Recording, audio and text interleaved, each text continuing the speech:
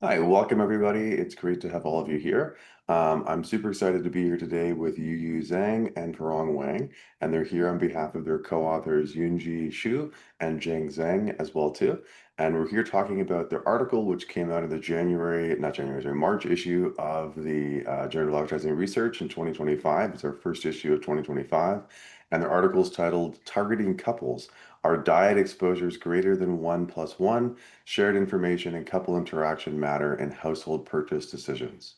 And again, that's in the March 2025 issue of JAR. So thank you so much for being on, Yueyue and Furong. It's great to have you. Thank you. Thank you for having us. Yeah. Yes. Yeah, so to start us off, for people who may not have had a chance to yet take a look at the article, could you tell us a bit more about what it is you investigate and how you investigate it and what you find in your article? Yeah. Yes, Sure. sure. Yeah. We have explored consumer advertising by focusing on a novel targeting unit, that is the household.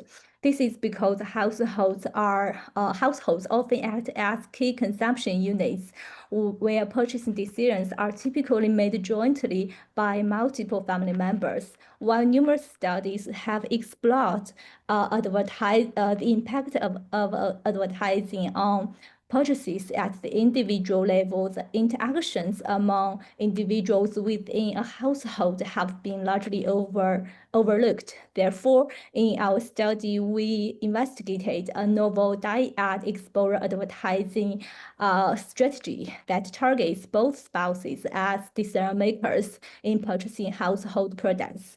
Then using a dataset from a field experiment that promotes a smart toilet brand, we investigated the impact of this method and compare it with that of exposing ads to two unrelated individuals from different couples. Our empirical analysis shows that the dyad exposure method achieved more than twice the conversion rate in household product advertising. The mechanism exploration suggested that the key driver was that our dyad exposure method could stimulate intra-couple interactions, which influences household purchase decisions. We also found that this method works especially well for younger couples, and that's so if the couple already had a lot of information about the product. Yes. Oh, interesting. Yeah, so twice as many conversions. That's kind of a huge effect. Yeah. Maybe the baseline is actually very low, so the increase seems too much, too significant. Yeah. Yeah, awesome. That's very cool. Yeah, could you tell us a bit more about the method as well too? Because you talked about a field experiment, which sounds really cool. So do you have a bit more information about the analysis you did or the method you used or? Okay. It's a method, right? Yeah. So, any further details you wanted to share with Colin or the audience? The method.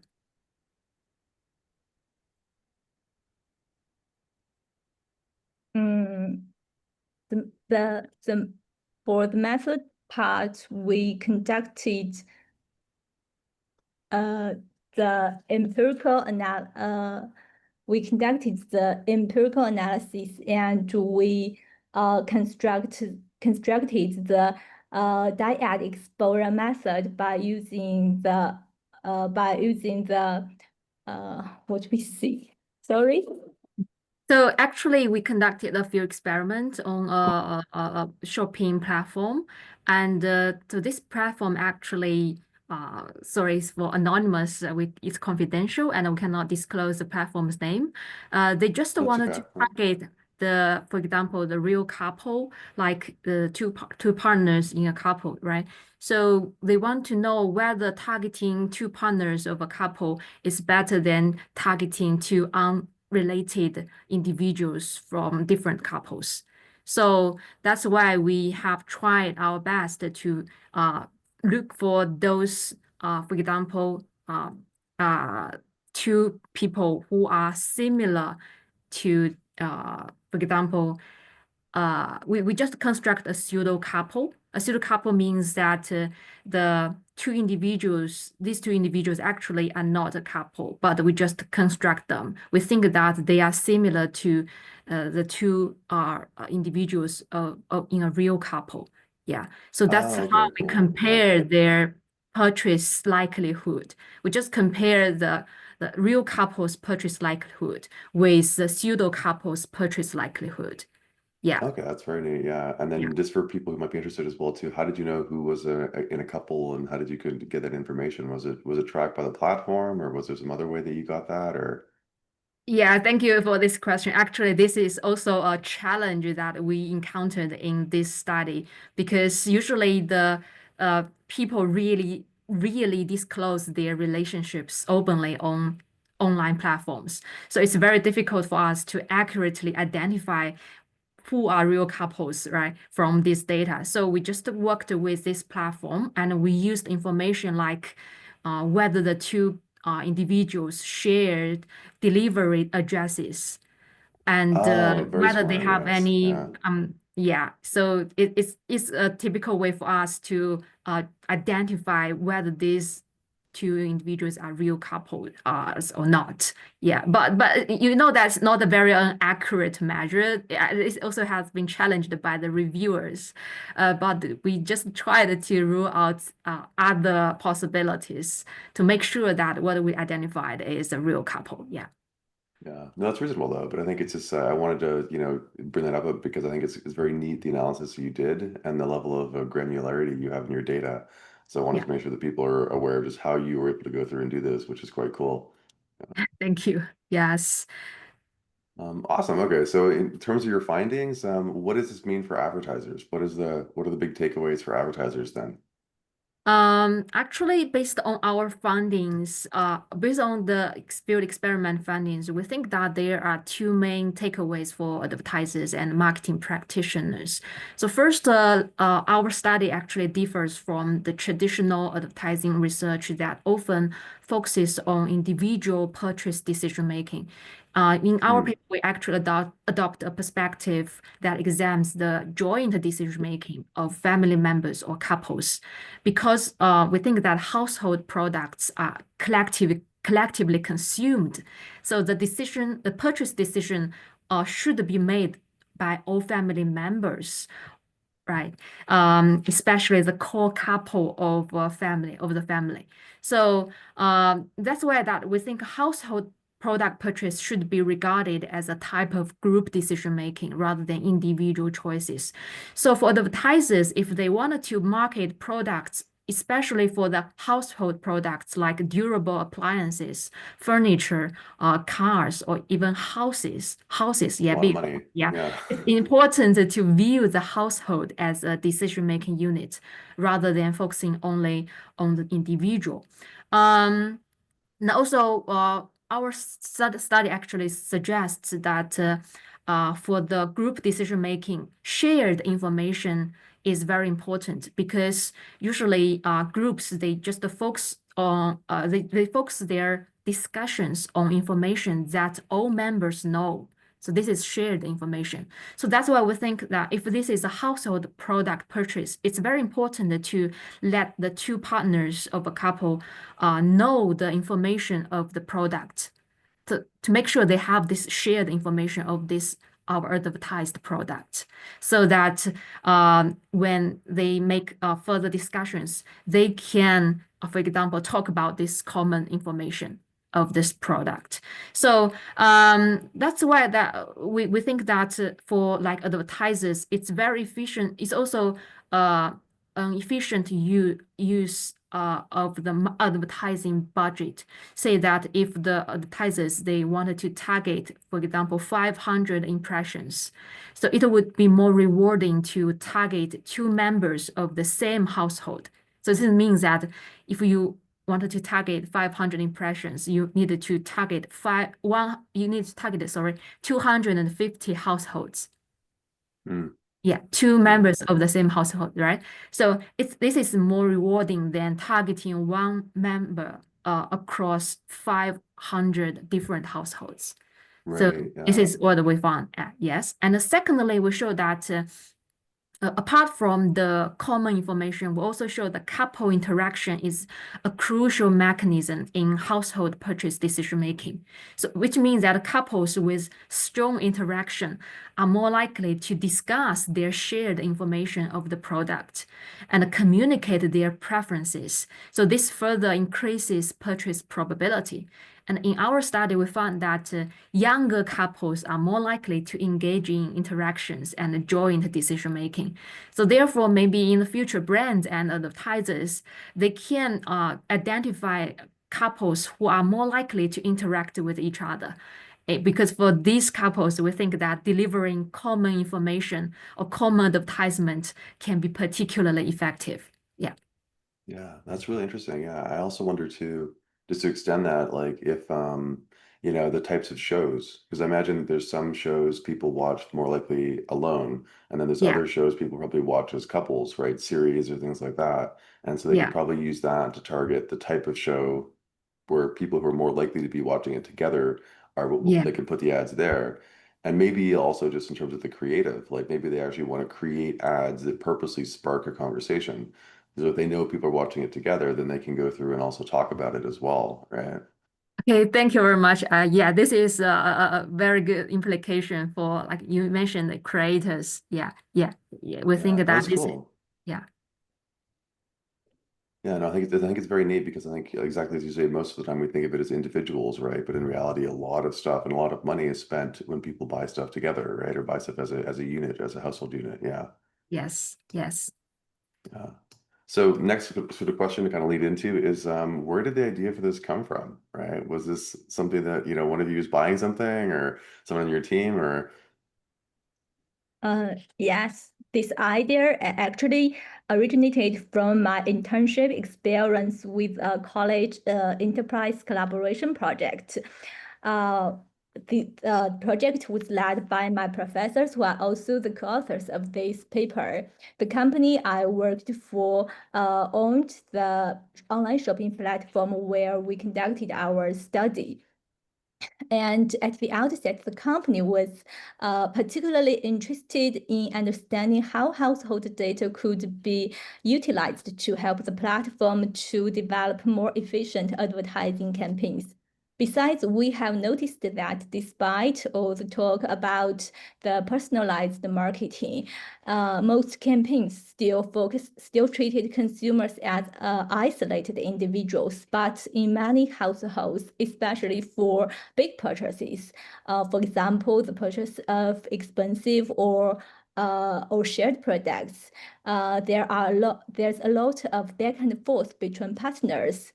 And we also saw that while there's a lot of research on how family make decisions, there's less about how advertising can actively leverage those family dynamics. So we wanted to test whether targeting the couple could rather than just individuals, could make a measurable difference in real-world advertising campaigns.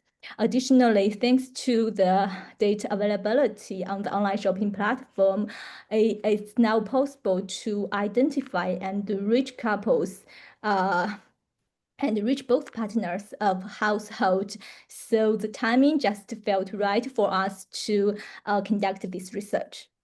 Yes. Yeah, That's I awesome. have something to add to what Furong says. Yeah, actually, this idea was from the company's real practice, not just for this platform we cooperated with, but also like several years ago, there was a supermarket company that like Walmart in China. Yeah, they also raised this similar demand or similar need to, for example, target households.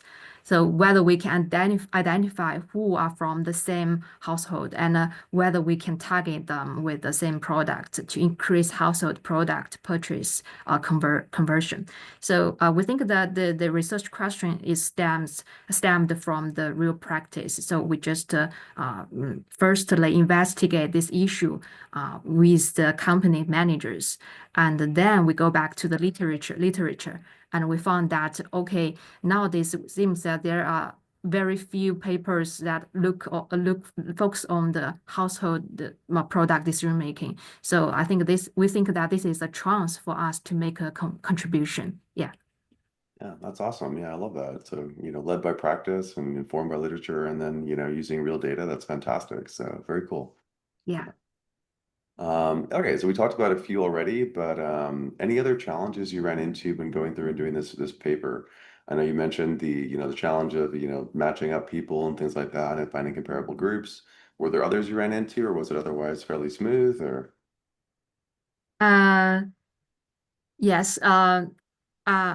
How many years did it take to complete this work? For still remember, I think it's about 2 years or 3 years. oh wow, yeah, Yeah. And I think the first challenge is data collection because this company didn't allow us to bring their data out.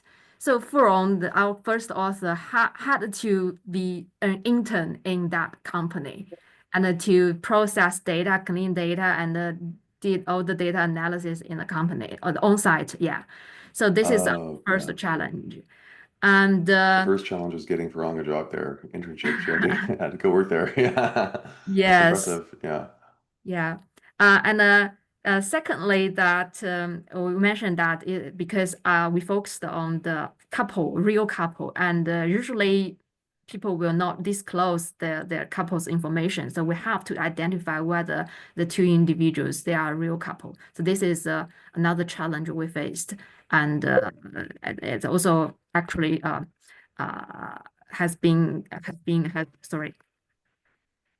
has also been challenged by one of the reviewers. Okay.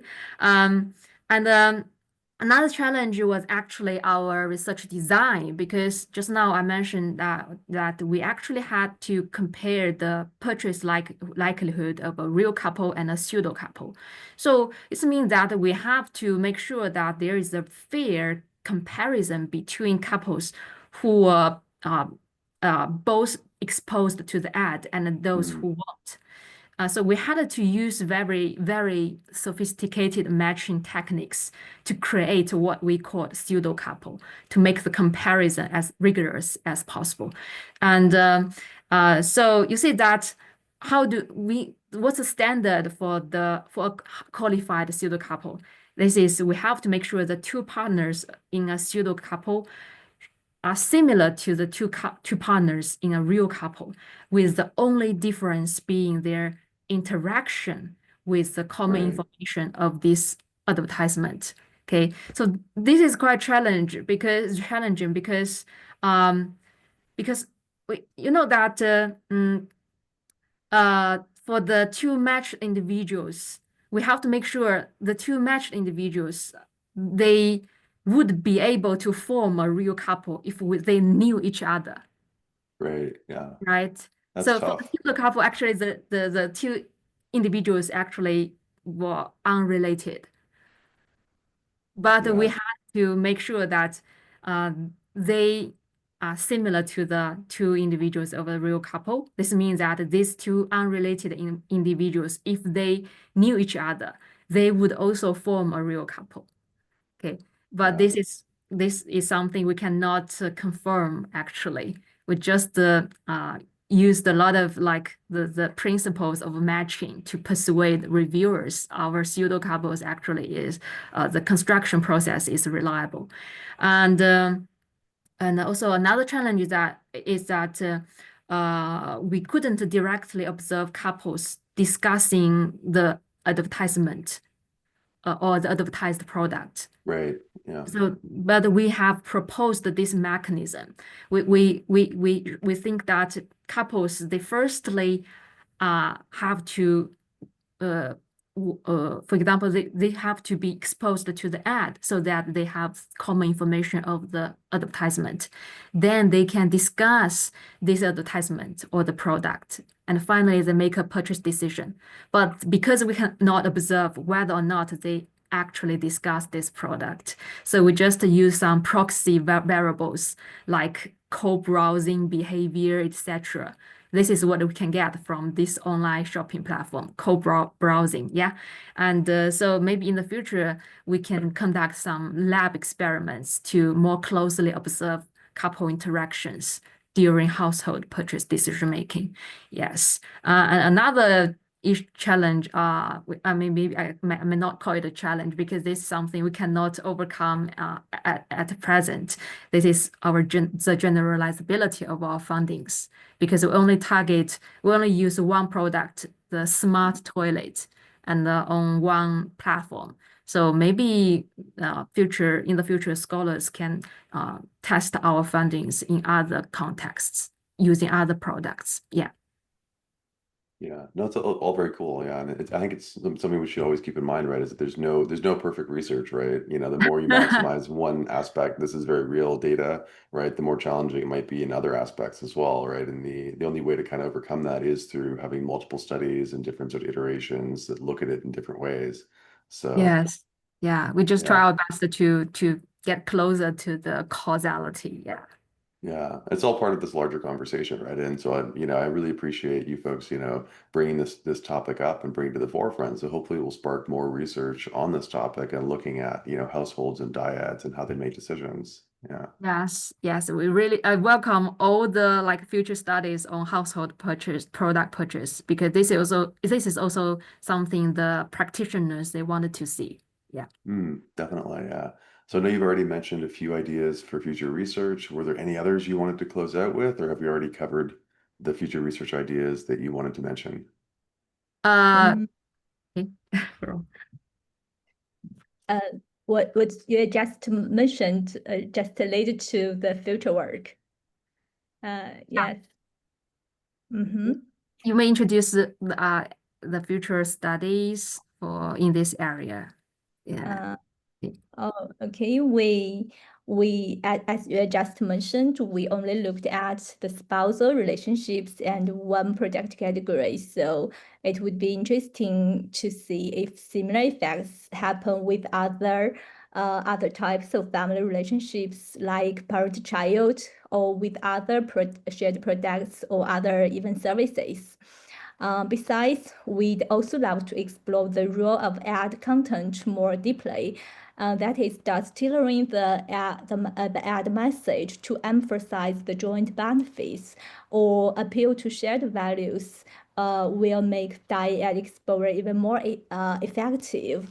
And thirdly, from a methodological perspective, finding ways to directly measure or observe intra-household discussions, perhaps through surveys, in-depth interviews, and even smart home technology could give richer insights to the family joint decision process.